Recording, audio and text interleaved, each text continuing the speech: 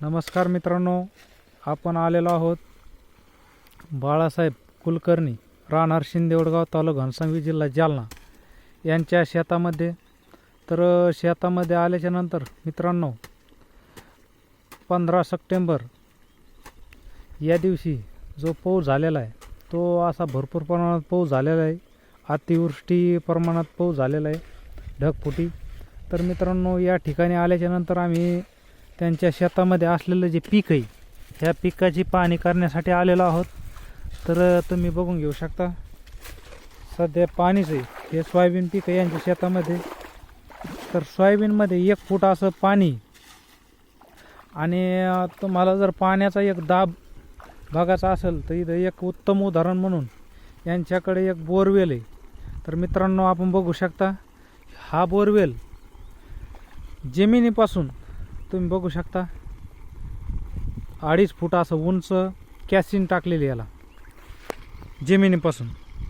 आणि त्याच्यानंतर हा टेकाडावर आहे. या ठिकाणी बघून घेऊ शकता, या ठिकाणी पाणी नाही, एकदम टेकाडावर बोर आहे. वर बोर असतानाही बोरमधून पाणी किती चालतं आहे बघून घ्या. बघा, एक मोटरचं पाणी चालू आहे मित्रांनो, 2 इंच असं पाणी चालू आहे याच्यामधून. हे बघा पाणी,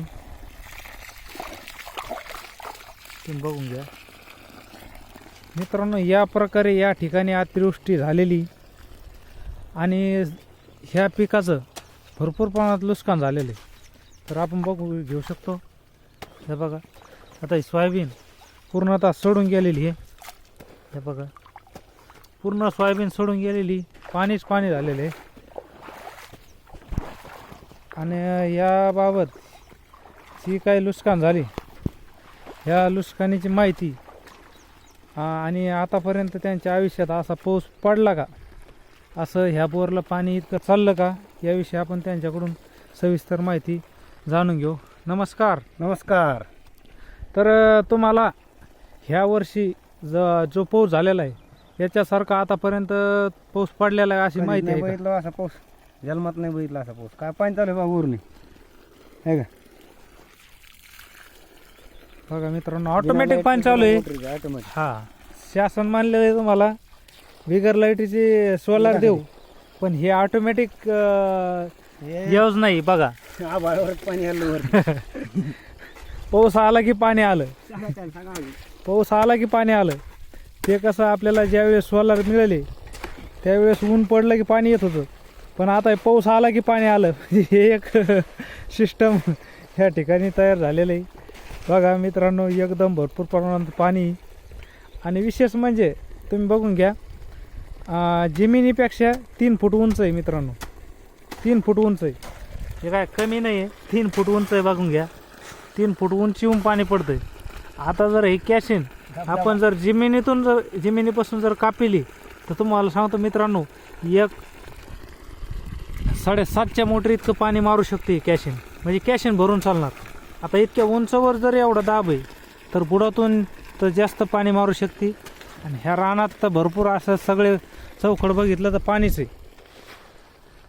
हे बघा, चौकड पाण्यामध्ये सगळी सोयाबीन आहे मित्रांनो.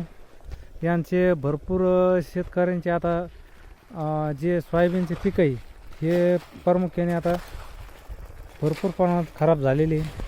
आणि सोयाबीन ही कशी काढावं हे शेतकऱ्याला प्रश्न पडलेला. आता सध्या मित्रांनो गरजेचं आहे, आपल्याला ऐकू नाही येणार पण सध्या गरज आहे. बघू शकता, आभाळ आलेलं आहे.